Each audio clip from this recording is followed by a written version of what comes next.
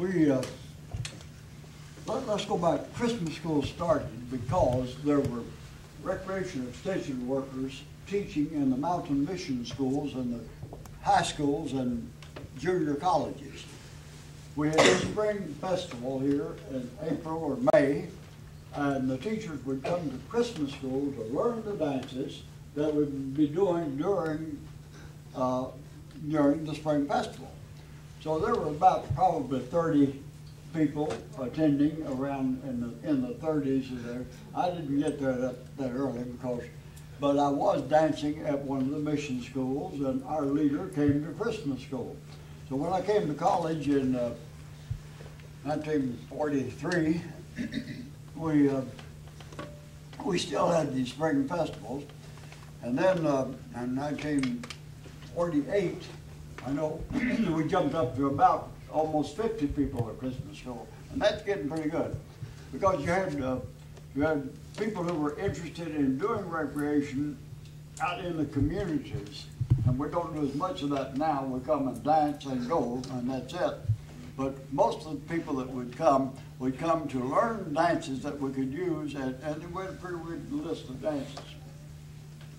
I know I was dancing with the country dancers in college, and Frank Smith invited me to stay during the Christmas break one time to teach square dancing. He said, "You can help me." He was the staff person, but he was so busy running Christmas school that he said, "Now, Pat, you call it," and you know. So I started teaching it in 48, 49. I was still teaching it, and 50 I came back from Michigan, Fort Custer, and was dancing at Christmas school. Of course, I missed in 51 because I'd rather been here than in Korea.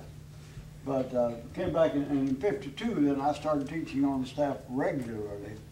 And I've been doing this as the 52nd year on the staff, 54th year for me here, something like that. But Christmas school has evolved. From 30 people, 38 to 40, over in Dodge's gym. Oh, now that was a dance floor.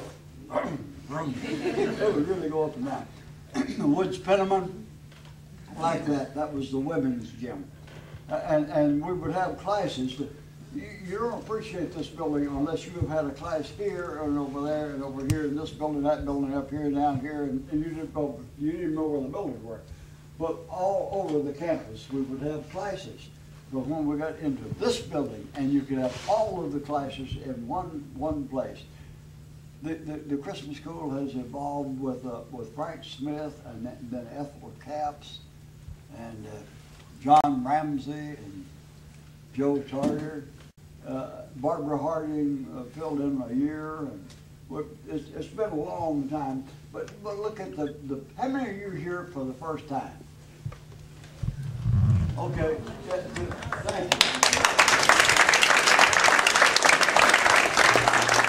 How many have been here over 50 years? There's one, and Ruth Westwood. And how many in the 40 years? Okay, 30 years.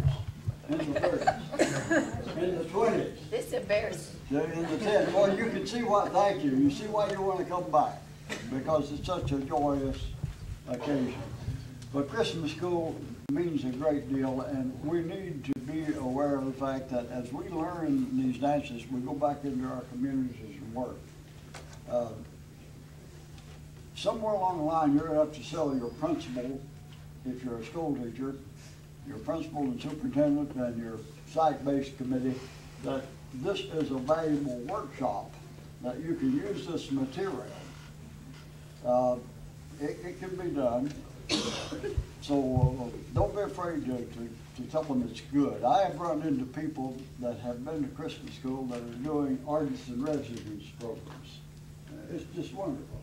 But Christmas school is a tradition that, and Parlor too. I'm so glad to see the younger people come in. I was coming to Christmas school, I guess, 20 years before I was ever brave enough to get up on the floor and tell soap, soap, soap. And then I had to tell it for 20 years before I could do anything else. But Christmas school is that feeling of, hey, anywhere you go, you're going to run into someone and it's a family.